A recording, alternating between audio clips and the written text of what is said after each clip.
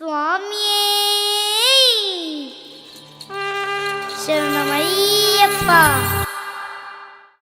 ಕಾಡಿನ ಮೌನದೊಳಗೆ ಕಾಂತಿಯೊಂದು ಜಾಗೃತಗೊಂಡು ಕಗ್ಗತ್ತಲಿನಲ್ಲಿ ಕಿಡಿಯಾಗಿ ಹೊರಬಂದು ಕಷ್ಟದಲ್ಲಿರುವವರ ಕಣ್ಣರಿಸುವ ಕಾರುಣ್ಯಮೂರ್ತಿ ನಮ್ಮ ಅಯ್ಯಪ್ಪ.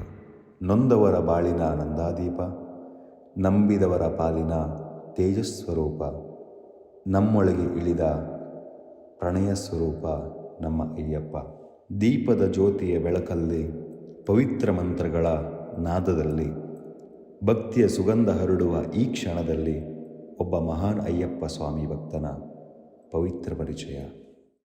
ಶ್ರೀಯುತರು ಉಡುಪಿ ಜಿಲ್ಲೆಯ ಕುಂದಾಪುರ ತಾಲೂಕಿನ ಕಿದೂರು ಎಂಬಲ್ಲಿ ಜನವರಿ 2, 1966ರಂದು ವೇದಮೂರ್ತಿ ಎನ್ ವಿಶ್ವೇಶ್ವರ ಅಡಿಗ ಹಾಗೂ ವೇದಾವತಿ ಅವರ ಜ್ಯೇಷ್ಠ ಪುತ್ರರಾಗಿ ಜನಿಸಿದ ಮಹಾಬಲೇಶ್ವರ ಅಡಿಗರು ಇಂದು ನಮ್ಮ ಪ್ರೀತಿಯ NM ಅಡಿಗ ಎಂದು ಜನಪ್ರಿಯರಾಗಿದ್ದಾರೆ.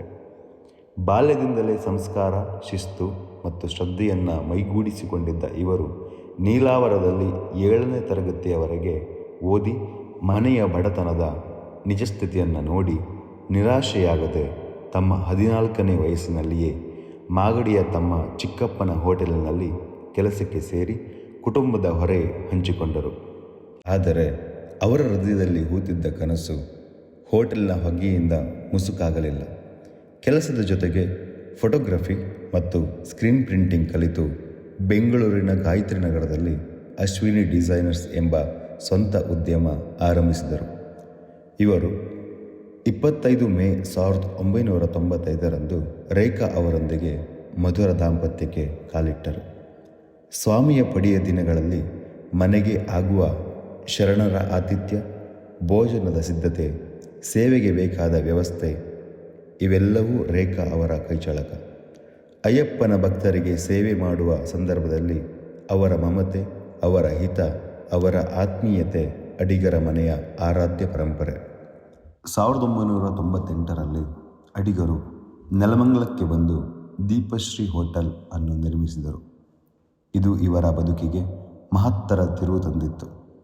28 ವರ್ಷಗಳಿಂದ ಒಂದೇ ರುಚಿಯನ್ನು ಕಾಯ್ದುಕೊಂಡು ನಿಷ್ಠೆ, ನಗು, ಸೇವೆ ಮತ್ತು ಸತ್ಯದಿಂದ ನೆಲಮಂಗಲದ ಜನರ ನೆಚ್ಚಿನ ಸ್ಥಳವಾಗಿ ಜನಪ್ರಿಯವಾಗಿದೆ. ದೀಪಶ್ರೀಯಲ್ಲಿ ಬೆಳಗ್ಗಿನ ಮೊದಲ ದೀಪ ಹಚ್ಚುವ ಮೊದಲು ಇವರ ಮೌನ ಪ್ರಾರ್ಥನೆಯೊಂದೇ, ಅನ್ನ ಸಿಗಲಿ, ಸಾತ್ವಿಕತೆ ಉಳಿಯಲಿ, ಎಲ್ಲರೂ ಸಂತೃಪ್ತರಾಗಲಿ. ದಂಪತಿಗೆ 1996ರಲ್ಲಿ ಅಶ್ವಿನಿ ಹಾಗೂ 1999ರಲ್ಲಿ ಅನನ್ಯ ಎಂಬ 2 ಹೆಣ್ಣು ಮಕ್ಕಳು ಜನಿಸಿದರು. ಮೊದಲ ಮಗಳು ಅಶ್ವಿನಿಯವರು ಅರವಿಂದ್ ಅವರೊಂದಿಗೆ ವೈವಾಹಿಕ ಜೀವನಕ್ಕೆ ಪ್ರವೇಶಿಸಿ ಅನರ್ಘ್ಯ ಎಂಬ ಮುದ್ದಾದ ಮೊಮ್ಮಗಳನ್ನು ಪಡೆದಿದ್ದಾರೆ.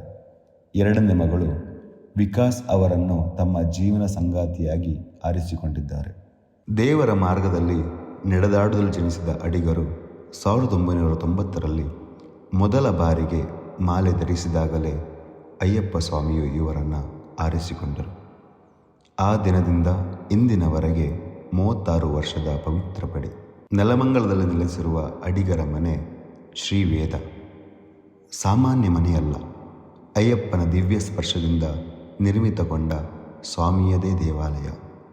ಗಂಟೆಯ ಶಬ್ದ, ದೀಪದ ಬೆಳಕು, ಪ್ರತಿ ಬೆಳಗ್ಗೆಯ ಪ್ರಾರ್ಥನೆ ಇವೆಲ್ಲವೂ ಅಯ್ಯಪ್ಪನ ಮತ್ತು ಅಡಿಗರ ಒಂದೇ ಉಸಿರಿನಂತೆ ಸೇರಿಕೊಂಡಿರುವ ಬಿಂಬ.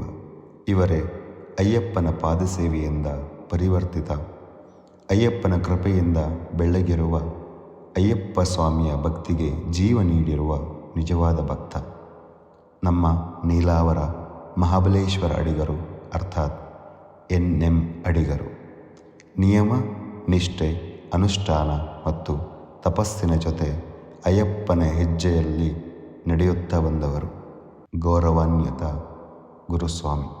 ಇವರಿಗೆ ಭಕ್ತಿ ಎಂದರೆ ಆಚರಣೆ ಮಾತ್ರವಲ್ಲ, ಅದು ಶಿಸ್ತು, ಸಮರ್ಪಣೆ ಮತ್ತು ಆತ್ಮಶಕ್ತಿಯ ಪಯಣ. ಪ್ರತಿ ಬೆಳಗಿನ ಪ್ರಾರ್ಥನೆಗೂ, ಪ್ರತಿ ಹೆಜ್ಜೆಯ ಯಾತ್ರೆಗೂ ಅಯ್ಯಪ್ಪನ ಕರುಣೆಯೇ ಮಾರ್ಗದೀಪವಾಗಿರುವ ಆತ್ಮ. ಪ್ರತಿ ನಗೆಯಲ್ಲೂ ಅಯ್ಯಪ್ಪನ ತತ್ವ, ಅಯ್ಯಪ್ಪನ ಕರುಣೆ, ಅಯ್ಯಪ್ಪನ ಅರಿವನ್ನು ಹುಡುಕುವ ಆತ್ಮ. ಇವರ ಮಾತು ಮೃದು, ಯಾರನ್ನೇ ನೋಡಿದರೂ ಸ್ವಾಮಿ ಶರಣಂ ಎಂದು ನಮಸ್ಕರಿಸುವವರು. ಅದು ಕೇವಲ ಸಂಪ್ರದಾಯವಲ್ಲ, ಒಬ್ಬೊಬ್ಬರಲ್ಲೂ ಅಯ್ಯಪ್ಪನನ್ನು ಕಾಣುವ ಪರಿ. ಅಯ್ಯಪ್ಪನ ಆಜ್ಞೆಗಳನ್ನು ಹೃದಯದಲ್ಲಿ, ಅಯ್ಯಪ್ಪನ ಕೃಪೆಯನ್ನು ನಯನಗಳಲ್ಲಿ, ಅಯ್ಯಪ್ಪನ ಪವಿತ್ರ ಹೆಸರನ್ನು ಪ್ರಾಣದ ಉಸಿರಿನಲ್ಲಿ ಹೊತ್ತಿರುವ ಅಯ್ಯಪ್ಪನ ಸೇವಕ, ಅಯ್ಯಪ್ಪನ ಪ್ರೇಮಿ, ಅಯ್ಯಪ್ಪನ ಮಗ. ಓಂ ಸ್ವಾಮಿಯೇ ಶರಣಮಯ್ಯಪ್ಪ. ಅವರು ನನ್ನ ಮದುವೆ ಹಾಕರ ಮುಂಚೆ ಶಬರಿಮಲೆಗೆ ಹೋಗ್ತಾಯಿದ್ರು. ಆಮೇಲೆ ನಮಗೂ ನಮ್ಮ ಅಪ್ಪನ ಮನೆ ಬದಿ ಯಾರೂ ಇದ್ರ ಬಗ್ಗೆ, ಶಬರಿಮಲೆ ಬಗ್ಗೆ ಎಲ್ಲ ಹಿಂಗೆ ಹೋಗ್ತಾ ಇರಲಿಲ್ಲ. ನನಗೆ ಏನಪ್ಪ ಇವರು ಈ ಥರ ಮಾಡ್ತಾರಲ್ಲ ಅನ್ನಿಸ್ತಾ ಇತ್ತು. ಆದರೆ ಆಮೇಲೆ 1 ವರ್ಷ 2 ವರ್ಷ 3 ವರ್ಷ ಬೆಂಗಳೂರಲ್ಲಿ ಇದ್ವಿ. ಅಲ್ಲಿ ಅವಾಗ ಹೋಗ್ತಿರುವಾಗ ಇಷ್ಟೊಂದು ಜೋರಾಗೇನು ಮಾಡ್ತಾ ಇರಲಿಲ್ಲ. ಆಮೇಲೆ ನೆಲಮಂಗಲ ಬಂದ್ರ ಮೇಲೆ ಅಯ್ಯಪ್ಪನಿಂದ ನಾವು ನೆಲಮಂಗ್ಲಕ್ಕೆ ಬಂದು, ನೆಲಮಂಗ್ಲದಿಂದ ಅಯ್ಯಪ್ಪನ ಪೂಜೆ ಸ್ಟಾರ್ಟ್ ಮಾಡಿ, ಇಲ್ಲಿ ಇವ್ರು ಗುರುಸ್ವಾಮಿಗೆ ಇವ್ರ ಜೊತೆ ಒಬ್ಬೊಬ್ಬರನ್ನೇ ಕರ್ಕೊಂಡು ಹೋಗ್ತಾ ಇವಾಗ 45 ಜನ ಸ್ವಾಮಿಗಳನ್ನು ಕರ್ಕೊಂಡು ಹೋಗ್ತಾ ಇದ್ದಾರೆ. ಒಂದು ಸರಿ ನನಗೆ ಅವ್ರನ್ನ ಸತ್ತು ಬದುಕಿಸಿ ಕೊಟ್ಟಿದ್ದಾನೆ ದೇವರು. ಎಲ್ಲ ಶಬರಿಮಲೆಗೆ ಹೋದಾಗ ಹಾರ್ಟ್ ಅಟ್ಯಾಕ್ ಆಯಿತು, ಅಲ್ಲಿ ಆಯಿತು ಅಂತ ಹೇಳಿದರು. ಆವಾಗ ನನಗೂ ಇಲ್ಲಿಂದ ನಾನು ಶಬರಿಮಲೆ ಅವ್ರಿಗೆ ಹತ್ತತ್ರ ಹೋಗಿ ಅವ್ರನ್ನ ನೋಡ್ಕೊಂಡು ಮನೆಗೆ ಬಂದು ಯಶವಂತಪುರದಲ್ಲಿ ಆಮೇಲೆ ಅವ್ರನ್ನ ಸೇರಿಸ್ಕೊಂಡು ಅವರಿಗೆ ಓಪನ್ ಹಾರ್ಟ್ ಸರ್ಜರಿ ಮಾಡಿಸಿ ಅವ್ರನ್ನ ಉಳಿಸ್ಕೊಂಡಾಗ ನಾನು ಅಯ್ಯಪ್ಪನ ಹತ್ರ ಒಂದೇ ಬೇಡಿದ್ದು, ನೀನು ಉಳಿಸಿ ಕೊಟ್ಟರೆ ನಾನು ದೇವ್ರ ಮನೆ ಬಾಗಿಲು ತೆಗೆದು ನಿನಗೆ ಪೂಜೆ ಮಾಡ್ತೀನಿ. ಅವಾಗ ಉಳಿಸ್ಕೊಟ್ಟ. ಇನ್ನೂ ಏನೇನೋ ಮಿರಾಕಲ್ ನನ್ನ ಜೀವನದಲ್ಲಿ ಏನೋ ಆಗಲ್ಲ ಅಂದ್ಕೊಂಡಿದಾಗ ದೇವ್ರ ಹತ್ರ ಬೇಡ್ಕೊಂಡಾಗ ಅದು ಆಗಿದೆ. ಮಕ್ಕಳಿಗೂ ಒಂದು ಒಳ್ಳೆ ಕಡೆ ಇಬ್ಬರನ್ನೂ ಮದುವೆ ಮಾಡಿ ಕೊಟ್ಟಿದ್ದೀನಿ. ಅವರಿಬ್ಬರು ಚೆನ್ನಾಗಿದ್ದಾರೆ. ಮೊಮ್ಮಗಳೊಬ್ಬಳಾಗಿದ್ದಾಳೆ. ಆಮೇಲೆ ಅಯ್ಯಪ್ಪನ ಸೇವೆ ಮಾಡ್ತಾ ಬಂದಿದ್ದೀವಿ. ಇನ್ನೂ ನಮಗೆ ಒಳ್ಳೆ ರೀತಿಯಲ್ಲಿ ಇನ್ನೂ ಮಾಡಬೇಕನ್ನೋ ಆಸೆ ಇದೆ. ನಮ್ಮ ಜೊತೆ ಇವ್ರ ಜೊತೆ ಬರ್ತಿರುವ ಎಲ್ಲ ಸ್ವಾಮಿಗಳ ಸಹಕಾರ ತುಂಬ ಚೆನ್ನಾಗಿದೆ. ಎಲ್ಲರೂ ತುಂಬ ಚೆನ್ನಾಗಿ ಸಹಕಾರ ಕೊಡ್ತಾರೆ. ಎಲ್ಲರೂ ನಾವು ನಮ್ಮ ಮಕ್ಕಳು ಸ್ವಾಮಿ ಥರ ಕಳಿಸ್ಕೊಡ್ತಾ ಇದ್ದೀನಿ. ನಾನು ಅವ್ರ ಜೊತೆ ನಿಂತ್ಕೊಂಡು ಅವ್ರ ಸೇವೆಗೆಲ್ಲ ಭಾಗಿಯಾಗಿದ್ದೀನಿ. ನಿಮ್ಮನ್ನ ಅಪ್ಪ ಅಂತ ಕರೆಯೋಕ್ಕಿಂತ ಜಾಸ್ತಿ ನಾನು ಅಪ್ಪ ಸ್ವಾಮಿ ಅಂತ ಕರೆದೇ ಅಭ್ಯಾಸ ಆಗೋಗಿದೆ. ಅಯ್ಯಪ್ಪ, ಇನ್ನೂ ನಿಮ್ಮಿಂದ ನಾನು ಅಯ್ಯಪ್ಪ ಅಂದ್ರೆ ಏನೋ, ಅಯ್ಯಪ್ಪನ ಭಕ್ತಿ ಅಂದ್ರೆ ಏನೋ ಅಂತೆಲ್ಲ ಕಲ್ತಿದ್ದೀನಿ. ಅಯ್ಯಪ್ಪನ ಶಕ್ತಿ ಏನು ಅಂತ ನಂಗೆ ಗೊತ್ತಾಗಿದೆ. ಈ ಸೇವೆ ನನ್ನಿಂದನೂ ಯಾವಾಗಲೂ ಹೀಗೆ ಹೋಗ್ತಾ ಇರಲಿ. ಎಲ್ಲ ಅಯ್ಯಪ್ಪ ಭಕ್ತರುಗಳಿಂದನೂ ಹಿಂಗೆ ಆಗ್ತಾ ಇರಲಿ. ಅಪ್ಪ ಅಂತ ಅಂದ್ರೇನೆ ಒಂದು ಶಿಸ್ತು ನಮಗೆ. ಬರೀ ಅವರು ಈ ಟೈಮಲ್ಲಿ ಮಾತ್ರ ಅಲ್ಲ, ಅವರು ಶ್ರದ್ಧೆ, ಭಕ್ತಿ, ಪೂಜೆ ಪುನಸ್ಕಾರ ಅಂತಲ್ಲ, ಮಾಲೆ ತೆಗೆದ್ಮೇಲೂ ನೀವು ಬಂದು ಏನೇ ಸಮಸ್ಯೆ ಇದ್ರು ಗುರುಸ್ವಾಮಿ ಹಿಂಗಾಯ್ತು ಅಂದ್ರೂ ನಿಮ್ಗೊಂದು ಸಲಹೆ ಕೊಡ್ತಾರೆ. ಅಪ್ಪ ಅಂದ್ರೇನೆ ಶಿಸ್ತು. ಆಮೇಲೆ ಈ ಸತಿ ಎಲ್ಲ ಸ್ವಾಮಿಗಳು ದೊಡ್ಡ ಪದಕ್ಕೂ ಹೊರಟಿದ್ದಾರೆ. ಹಾಗಾಗಿ ಅಯ್ಯಪ್ಪ ಅವ್ರಿಗೆಲ್ಲರಿಗೂ ಒಂದು ಒಳ್ಳೆ ರೀತಿ ದರ್ಶನ ಕೊಡ್ಲಿ, ಒಳ್ಳೆ ರೀತಿ ದರ್ಶನ ಸೇವೆ ಕೊಟ್ಟು ಅವ್ರನ್ನ ಎಲ್ಲ ಸುಖವಾಗಿ ಹೋಗಿ ಸುಖವಾಗಿ ಬರಲಿ ಅಂತ ಕೇಳ್ಕೊತೀನಿ.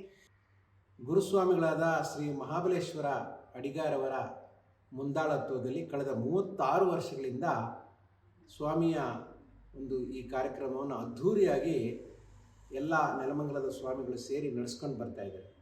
ಅದರಲ್ಲೂ ವಿಶೇಷವಾಗಿ ಈ ವರ್ಷ ನಮ್ಮ ಮಹಾಬಲೇಶ್ವರ ಅಡಿಗ ಸ್ವಾಮಿಯವರ 36ನೇ ಪಾದ. ಅಂದರೆ ಸತತವಾಗಿ 36 ವರ್ಷ ಸ್ವಾಮಿಯ ದರ್ಶನಕ್ಕೆ ಅವರು ತೆರಳುತ್ತಾ ಇರುವ ಈ ಸಂದರ್ಭದಲ್ಲಿ ಅವರಿಗೆ, ಅವರ ಕುಟುಂಬದವರಿಗೆ ಹಾಗೂ ಅವರ ಭಕ್ತರಿಗೆ ಮತ್ತು ಅವರ ಶಿಷ್ಯರಿಗೆ ನಾನು ಈ ಸಂದರ್ಭದಲ್ಲಿ ಶುಭ ಹಾರೈಸ್ತೇನೆ. ಸ್ವಾಮಿಯೇ ಶರಣಮಯ್ಯಪ್ಪ. ನಮ್ಮ ಅಡಿಗ ಸ್ವಾಮಿಯವರ ಶಬರಿಮಲೆ ಯಾತ್ರೆಯ ಒಂದು ವಿಶೇಷ ವರದಿಯನ್ನು ಮಾಡಲಿಕ್ಕೆ ಬಂದಿರೋ ನಿಮಗೂ ಕೂಡ ನನ್ನ ಪ್ರಣಾಮಗಳು. ಈಗ ನಾನು ನಮ್ಮ ಅಡಿಗ ಸ್ವಾಮಿಯವರ ಬಗ್ಗೆ ಹೇಳೋದಕ್ಕೆ ಬಹಳ ಅಪಾರವಾಗಿದೆ ಹೇಳಲಿಕ್ಕೆ. ಯಾಕೆಂದರೆ ನನ್ನ ಹೆಸರು ರಂಗಸ್ವಾಮಿ ಅಂತ. ನಾನು ಅಯ್ಯಪ್ಪ ಸ್ವಾಮಿಯ ಸೇವೆಗೆ ಪ್ರಾರಂಭ ಮಾಡಿದ್ದು 1988ನೇ ಇಸ್ವಿನಲ್ಲಿ ನಾನು ಪ್ರಾರಂಭ ಮಾಡಿದೆ. ಆ ದಿನಗಳಲ್ಲಿ ಅದೇ ದಿನಗಳಲ್ಲಿ ನಮ್ಮ ಅಡಿಗ ಸ್ವಾಮಿಯವರು ಕೂಡ ನಮಗೆ ಪರಿಚಿತರಾದರು. ವ್ಯವಹಾರದಲ್ಲೂ ಕೂಡ ನಾವು ಸ್ನೇಹಿತರಾಗಿದ್ವಿ. ಆ ದಿನಗಳಲ್ಲಿ ನಮ್ಮ ಅಡಿಗ ಸ್ವಾಮಿಯವರ ಒಂದು ಆರ್ಥಿಕ ಸ್ಥಿತಿ ಬಹಳ ಕೆಳಗಡೆ ಇತ್ತು. ಅವರು ಬಹಳ ನೊಂದ್ಕೊಳ್ತಾ ಇದ್ರು. ಯಾಕೆಂದರೆ ನಾವಿಬ್ಬರೂ ಕೂಡ ಒಂದೇ ಫೀಲ್ಡ್ಗೆ ಬಂದವರು. ನಾನು ಕೂಡ ಮುದ್ರಣದಲ್ಲಿದ್ದೆ, ಅವರು ಕೂಡ ಮುದ್ರಣದಲ್ಲೇ ಇದ್ದರು. ಆ ಒಂದು ದಿನಗಳಲ್ಲಿ ಬಹಳ ಶ್ರಮ ಇತ್ತು, ಅವರಿಗೆ ಬಹಳ ಕಷ್ಟಗಳು ಇತ್ತು. ಆಗ ನನ್ನ ಜೊತೆಯಲ್ಲಿ ಬಹಳ ಆತ್ಮೀಯವಾಗಿ ಅವ್ರು ನಡ್ಕೊಳ್ತಾ ಇದ್ದಾಗ ನಾನು ಅವ್ರು ಹೇಳಿದೆ, ಸ್ವಾಮಿ ಒಂದು ಕೆಲಸ ಮಾಡೋಣ, ನಾವು ಎಲ್ಲರನ್ನೂ ರಕ್ಷಣೆ ಮಾಡುವಂಥ ಒಬ್ಬ ಮಹಾನುಭಾವ ಇದ್ದಾರೆ ಶಬರಿಮಲೆ ಅಯ್ಯಪ್ಪ ಸ್ವಾಮಿ ಅಂತ. ನಾವು ಅಲ್ಲಿಗೆ ಹೋಗೋಣ, ಅವರನ್ನ ನೀವು ಭಕ್ತಿಯಿಂದ ನಂಬಿದ್ದೆ ಆದರೆ ನಿಮ್ಮ ಕಷ್ಟಗಳು ಏನು ಇರೋದಿಲ್ಲ ಅಂತ ಹೇಳಿ ನಾನು ಅವ್ರಿಗೆ ಹೇಳಿದೆ. ಅವರು ಅದಕ್ಕೆ ಒಪ್ಕೊಂಡು, ಯಾಕೆಂದರೆ ಅಷ್ಟೊಂದು ವಿನಯವಾಗಿ ವಿಧೇಯತೆಯಿಂದ ಇದ್ದರು ನನ್ನ ಜೊತೆನಲ್ಲಿ. ನಾನು ಕೂಡ ಹಾಗೇ ಇದ್ದೆ. ಹಾಗಾಗಿ ನಾನು ಒಂದು 4-5 ವರ್ಷಗಳ ನಂತರ ನಮ್ಮ ಅಡಿಗ ಸ್ವಾಮಿಯವರನ್ನು ಮೊಟ್ಟ ಮೊದಲ ಸಾರಿ ನಾನು ಶಬರಿಮಲೆಗೆ ಕರ್ಕೊಂಡು ಹೋದೆ. ಅದು ಕೂಡ ಏನು ಮಕರ ಜ್ಯೋತಿಗೋಸ್ಕರ ಕರ್ಕೊಂಡು ಹೋದೆ. ಆ ಒಂದು ಅನುಭವನ ಹೇಳಬೇಕಂತ ಹೇಳಿದ್ರೆ ಬಹಳ ವಿಶೇಷವಾಗಿದೆ. ಅವರು ಭಕ್ತಿಯಿಂದನೇ ಎಲ್ಲನೂ ಮಾಡಿದ್ರು. ಆದರೆ ಭಗವಂತ ಯಾವಾಗಲೂ ಅಷ್ಟು ಸತ್ವ ಪರೀಕ್ಷೆ ಮಾಡಿ ನಂತರನೇ ಅವನು ಪ್ರೀತಿಯನ್ನು, ಅವನ ಭಕ್ತಿಯನ್ನು ಕೊಡುವಂಥದ್ದು. ಮೊದಲನೇ ಸಾರಿ ಹೋದಾಗ ನಮ್ಗೆ ಯಾರು ಹೇಳಿದ್ರು, ಪಂಪಾದಿಂದ ಮಕರ ದರ್ಶನ ಆಗುತ್ತೆ, ಮಕರ ಜ್ಯೋತಿ ದರ್ಶನ ಆಗುತ್ತೆ, ನೀವು ಅಲ್ಲಿಂದಾನೇ ನೋಡಿ ಅಂತ ಹೇಳಿ. ಬಟ್ ಆದರೆ ಅದಕ್ಕೆ ಮೊದಲೇ ನಾನು ಹೋಗಿ ನೋಡಿದೆ, ಆದರೆ ಅಲ್ಲಿ ಮೇಲ್ಗಡೆ ಸನ್ನಿಧಿಯಿಂದ ನೋಡಿದಂಥ. ಸೊ ಹಾಗಾಗಿ ನಾವು ಪಂಪಾದಿಂದ ನೋಡುವಂಥ ಒಂದು ಪ್ರಯತ್ನ ಮಾಡಿದ್ವಿ. ಆ ಪ್ರಯತ್ನದಲ್ಲಿ ನಾನು ಸಫಲನಾಗಲಿಲ್ಲ, ಅವ್ರಿಗೂ ಕೂಡ ದರ್ಶನ ಆಗಲಿಲ್ಲ, ಮಕರ ಜ್ಯೋತಿ ದರ್ಶನ ಆಗಲಿಲ್ಲ ಮೊದಲನೇ ಸರಿ. ಆಯಿತು, ಹಾಗಾಗಿ ಮತ್ತೆ ದರ್ಶನಕ್ಕೆ ಹೋದ್ವಿ. ಅಲ್ಲೂ ಕೂಡ ಅದು ಯಾವೊಂದು ಭಾವುಕತೆಯಿಂದ ಇದ್ರು, ಯಾವೊಂದು ಇದರಿಂದ ಇದ್ರು, ಸ್ವಾಮಿಯ ದರ್ಶನನ ಸರಿಯಾಗಿ ಅವ್ರು ಮಾಡ್ಲಿಕ್ಕೆ ಆಗಲಿಲ್ಲ. ಆ ಒಂದು ಸಂದರ್ಭದಲ್ಲಿ ಅವರು ಎಷ್ಟೊಂದು ಭಾವುಕವಾಗಿ ಹತ್ರ ಅಂತ ಹೇಳಿದ್ರೆ, ನನ್ನ ಕಷ್ಟ ನಿನ್ನ ಹತ್ರ ಹೇಳ್ಕೊಳ್ಳೋಣ ಅಂತ ಬಂದೆ ಅಯ್ಯಪ್ಪ, ನೀನೇ ನಂಗೆ ದರ್ಶನ ಕೊಡಲಿಲ್ವಲ್ಲ. ತುಂಬಾ ಹಾಕ್ಬಿಟ್ಟು ಸಣ್ಣ ಎಳೆ ಮಕ್ಕಳ ಥರ ಹಾಕ್ಬಿಟ್ಟು. ಆವಾಗ ನಾನು ಹೇಳಿದೆ, ನೋಡಿ, ಆ ಭಗವಂತ ಸತ್ವ ಪರೀಕ್ಷೆ ಮಾಡದೆ ಯಾರಿಗೂ ಕೂಡ ದರ್ಶನ ಕೊಡೋದಿಲ್ಲ, ಅವನ ಆಶೀರ್ವಾದ ಕೊಡೋದಿಲ್ಲ. ಚಿಂತೆ ಮಾಡಬೇಡಿ, ಮುಂದಿನ ದಿನಗಳಲ್ಲಿ ಖಂಡಿತ ನಿಮಗೆ ದರ್ಶನ ಆಗುತ್ತೆ, ಅವನು ಖಂಡಿತ ಒಳ್ಳೇದು ಮಾಡ್ತಾನೆ ಅಂತ ಹೇಳಿದ್ವಿ. ಸರಿ, ಹಾಗೆ ಅಲ್ಲಿಂದ ನಮ್ಮ ಶಬರಿಮಲೆ ಯಾತ್ರೆ ಪ್ರಾರಂಭ ಆಯಿತು. ಆ ಪ್ರಾರಂಭ ಆದ ಕೆಲವು ದಿನಗಳಲ್ಲೇ, ಕೆಲವು ವರ್ಷಗಳಲ್ಲಿ ನಮ್ಮ ಇನ್ನೊಬ್ಬ ಸ್ವಾಮಿ ಅರುಣ್ ಬಿಡೆ ಅಂತ, ಅವರು ಕೂಡ ನಮ್ಮ ಸಂಘದಲ್ಲಿ ಈ ಸ್ವಾಮಿಯ ಯಾತ್ರೆ ಮಾಡೋದಕ್ಕೆ ಅವರು ಕೂಡ ಬಂದರು. ನಮ್ಮ ಒಂದು ಗುಂಪು ಹೇಗಿತ್ತಂತ ಹೇಳಿದ್ರೆ ಬಹಳ ಅದ್ಭುತವಾಗಿತ್ತು. ಬಹಳಷ್ಟು ಸಾರಿ ಅದರಲ್ಲಿ ಅನುಭವಗಳು ಸಾಕಷ್ಟಿದೆ. ಆದರೆ ಅಡಿಗ ಸ್ವಾಮಿಯವರು ಏನು ಮಾಡೋದು ಅಂತ ಹೇಳಿದ್ರೆ, ಆ ಭಕ್ತಿಯ ಪರಾಕಾಷ್ಠೆಗೆ ತಲುಪಿದ್ರು. ಹೇಗಾದರೂ ಸರಿ ನಾನು ಅವನ ಭಕ್ತನಾಗಬೇಕು ಅನ್ನೋ ರೀತಿಯಲ್ಲಿ. ಹಾಗೆ ಕೆಲವು ವರ್ಷಗಳಾದ ನಂತರ ಏನಾಯ್ತಂದರೆ, ಇದೇ ನಮ್ಮ ಗಾಯತ್ರಿ ನಗರದಲ್ಲಿ ನಾವೇನು ವ್ರತವನ್ನು ಮಾಡಿ ಪೂಜೆಯನ್ನು ಮಾಡ್ತಾ ಇದ್ವಿ, ಅಲ್ಲಿಂದ ಅವರು ನೆಲಮಂಗಲಕ್ಕೆ ಅವರ ಇದನ್ನು ವಾಸ್ತವ್ಯವನ್ನು ಶಿಫ್ಟ್ ಮಾಡಲಿಕ್ಕೆ ಪ್ರಯತ್ನ ಮಾಡಿದ್ರು. ಆ ಒಂದು ಸಂದರ್ಭದಲ್ಲಿ ನನಗೆ ಎಂಥ ಒಂದು ನೋವಾಯ್ತು ಅಂತ ಹೇಳಿದ್ರೆ, ಒಬ್ಬ ಆತ್ಮೀಯವಾದಂಥ ನನ್ನ ಸಹೋದರನನ್ನೇ ನಾನು ಬೇರೆ ಕಡೆ ಕಳಿಸ್ತಾ ಇದ್ದೀನಿ ಅನ್ನೋ ಮಟ್ಟದಲ್ಲಿ ನನಗೆ ನೋವಾಯಿತು. ಏಕೆಂದರೆ ನಮ್ಮ ಒಡನಾಟ ಆಗಿತ್ತು. ಅವರಿದ್ದರೆ ರಂಗಸ್ವಾಮಿ ಅವರಿಗೆ ಒಂದು ಬಲಭುಜ ಇದ್ದ ಹಾಗಿತ್ತು. ಆದ ನಂತರ ಎಲ್ಲ ಯಾತ್ರೆಗಳದ್ದು ಅಷ್ಟೇ ಭಗವಂತನ ದರ್ಶನ ಎಲ್ಲವೂ ಆಯಿತು. ಅದೇ ಸಂದರ್ಭದಲ್ಲಿ ಸಾಕಷ್ಟು ಸಾರಿ ನಾವು ದೊಡ್ಡಪಾದನ ಹೋದ್ವಿ, ಮತ್ತು ಮಕರ ಜ್ಯೋತಿಗೂ ಹೋದ್ವಿ, ನೋಡಿದ್ವಿ ಭಾಳ ಆನಂದವಾಗಿ. ಹೀಗೆಲ್ಲ ಇರುವಾಗ ಅವರು ನೆಲಮಂಗಲಕ್ಕೆ ಹೋದರು. ಅಲ್ಲೇ ಒಂದು ಸಂಸ್ಥೆಯನ್ನು ಹಾಕಿದ್ರು, ಸ್ವಾಮಿಯ ಒಂದು ಭಕ್ತರ ಸಮೂಹವನ್ನು ಇದು ಮಾಡಿದ್ರು. ಅಲ್ಲಿಂದ ಅವರ ಯಾತ್ರೆ ಶುರುವಾಯಿತು. ಬಹಳ ಅದ್ಭುತವಾಗಿ ಆ ಸ್ವಾಮಿಯನ್ನು ನಂಬಿದ್ರು. ಆ ಭಗವಂತ ನಿಷ್ಠೆಗಲ್ಲದೆ ಯಾವುದೇ ಶಕ್ತಿಗೆ ಒಲೆಯಲ್ಲ ಅನ್ನೋದಕ್ಕೆ ಒಂದೇ ಒಂದು ಕಾರಣ ಹೇಳಬೇಕಂತ ಹೇಳಿದ್ರೆ, ಅದನ್ನು ಹೇಳಲಿಕ್ಕೆ ನನಗೆ ಇದಾಗ್ತದೆ. ಆ ದಿನಗಳಲ್ಲಿ ನಾವು ಇಲ್ಲ, ಅವ್ರ ಜೊತೆನಲ್ಲಿಲ್ಲ. ಅವರು ಯಾತ್ರೆಗೆ ಹೊರಟು ಪಂಪಾ ನದಿಯಲ್ಲಿ ಸ್ನಾನ ಮಾಡಿ ಅಲ್ಲಿಂದ ಹೊರಟಿರ್ಬೇಕಂತ ಹೇಳಿದ್ರೆ, ಮಾರ್ಗ ಮಧ್ಯದಲ್ಲಿ ಅವನ ಸತ್ವ ಪರೀಕ್ಷೆಯು ಏನೋ ಗೊತ್ತಿಲ್ಲ, ಅವರಿಗೆ ಅಸ್ವಸ್ಥತೆಯಾಗಿ ಅವರು ಬದುಕೇ ಇಲ್ಲವೇನೋ ಅನ್ನೋ ರೀತಿಯಲ್ಲಿ ಅವರು ಇದನ್ನು ಆಗಿದೆ. ಆ ಸಂದರ್ಭದಲ್ಲಿ ಭಗವಂತನೇ ಬೇರೆ ಯಾವುದೋ ಒಂದು ರೂಪದಲ್ಲಿ ಬಂದು, ನಿಮ್ಗೆ ಏನೂ ಆಗಿಲ್ಲ ಅನ್ನೋ ರೀತಿಯಲ್ಲಿ ಬೇರೆ ಯಾವುದೋ ಒಬ್ಬ ವ್ಯಕ್ತಿ ಬಂದು ಅವರನ್ನು ಎಬ್ಬರಿಸಿ ನೀನು ಏನೂ ಆಗಿಲ್ಲ ಅಂತ ಹೇಳಿ ಇದು ಮಾಡಿದ್ದಾರೆ. ಆ ಪುನರ್ಜನ್ಮ ಕೊಟ್ಟಂಥದ್ದು ಭಗವಂತ. ಯಾಕೆಂದರೆ ಯಾರು ಸ್ವಾಮಿಯನ್ನು ನಿಷ್ಠೆಯಿಂದ ಭಕ್ತಿಯಿಂದ ಸೇವೆ ಮಾಡ್ತಾರೆ, ಇದಕ್ಕೆ ಅದೇ ನಿದರ್ಶನ, ಅವರಿಗೆ ಪುನರ್ಜನ್ಮ ಕೊಟ್ಟಂತ.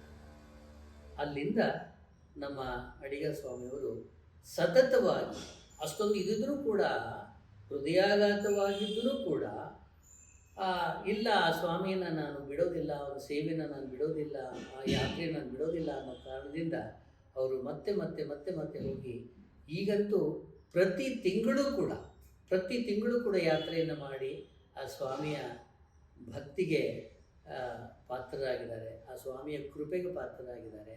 ಆ ಭಗವಂತ ಅವರ ನಿಷ್ಠೆ ಮತ್ತು ಅವರ ಭಕ್ತಿಯನ್ನು ನಂಬಿ ಎಲ್ಲವನ್ನೂ ಕೂಡ ಕೊಟ್ಟಿದ್ದಾನೆ, ಭಗವಂತ ಕೊಟ್ಟಿದ್ದಾನೆ. ಹಾಗಾಗಿ ಅವರಿಗೆ ಇದೇ ರೀತಿಯ ಭಗವಂತ ಶಕ್ತಿಯನ್ನು ಕೊಡಲಿ, ಭಕ್ತಿಯನ್ನು ಕೊಡಲಿ. ಒಂದು ಸಂತೋಷವಾಗಿ ಒಂದು ಹೇಳ್ಕೊಳ್ಳೋ ವಿಷಯ ಏನು ಅಂತ ಹೇಳಿದ್ರೆ, ನನ್ನ ಜೊತೆಯಲ್ಲಿ ಅವರು ಬಂದರು, ನಾನು ಆ ಸ್ವಾಮಿಯ ದರ್ಶನ ಮಾಡಿಸ್ತೆ ಅಂತ ಹೇಳ್ಕೊಡೋದಕ್ಕೆ ನನ್ನ ಕೈಯಲ್ಲಿ ಆಗ್ತಿಲ್ಲ. ಅಂಥ ಒಬ್ಬ ಸದ್ಭಕ್ತನನ್ನು ಭಗವಂತನ ಸನ್ನಿಧಿಗೆ, ಅವನ ಸೇವೆಗೆ ಕಳಿಸಿದ್ನಲ್ಲ ಅನ್ನೋಷ್ಟು ಸಂತೋಷ ನನಗಿದೆ. ಅದು ಹೃದಯಾಂತರದಿಂದ ಬರ್ತಿರೋ ಅಂಥ ಸಂತೋಷ. ಅಂಥ ಒಬ್ಬ ಸ್ವಾಮಿ, ನಿಮ್ಮಂಥ ಸದ್ಭಕ್ತರನ್ನೆಲ್ಲ ಆ ಸ್ವಾಮಿ ಕರ್ಕೊಂಡು ಹೋಗಿ ಅವನ ಸೇವೆ ಮಾಡಿಸಿ ನಿಮಗೂ ಕೂಡ ಭಗವಂತನ ಫಲ ಸಿಕ್ಕೋ ಹಾಗೆ ಮಾಡ್ತಿದ್ದಾರಲ್ಲ, ಅವರಿಗೆ ಆ ಭಗವಂತ ಆಯುರಾರೋಗ್ಯ ಐಶ್ವರ್ಯನ ಕೊಡಲಿ, ಇನ್ನಷ್ಟು ಈ ಸ್ವಾಮಿಯ ಸೇವೆ ಮಾಡುವಂಥ ಸೌಭಾಗ್ಯನ ಅವರಿಗೆ ಕೊಡಲಿ, ನಿಮ್ಮಂಥ ಸದ್ಭಕ್ತರಿಗೆ ಒಂದು ಮಾರ್ಗದರ್ಶನ ಕೊಡಲಿ, ಈ ಯಾತ್ರೆ ಸುಗಮವಾಗಲಿ, ನಿಮ್ಮೆಲ್ಲರಿಗೂ ಕೂಡ ಮಂಗಳವಾಗಲಿ ಅಂತ ಹೇಳಿ ನನ್ನ ಕೆಲವು ಮಾತುಗಳನ್ನು ನಾನು ಮುಗಿಸ್ತೀನಿ. ಸ್ವಾಮಿಯೇ ಶರಣಮಯ್ಯ. ಒಬ್ಬ ಗುರು ಮನಸ್ಸು ಮಾಡಿದರೆ ಭಗವಂತನು ಬರೆದ ಹಣೆಬರವನ್ನು ಕೂಡ ಬದಲಿಸಬಲ್ಲ. ಇಷ್ಟು ದಿನ ನಮ್ಮೆಲ್ಲ ತಪ್ಪುಗಳನ್ನು ತಿದ್ದಿ ಸರಿ ಮಾರ್ಗ ತೋರಿಸಿದ ಗುರುವಿನ ಉಪಕಾರ ಮರೆಯುವುದುಂಟೆ? ಈ ಗುರುವಿನ ಉಪಕಾರ ಮರೆಯುವುದುಂಟೆ? ಯಾತ್ರೆ ನಮ್ಮದು, ಯಶಸ್ಸು ನಿಮ್ಮದು. ಓಂ ಸ್ವಾಮಿಯೇ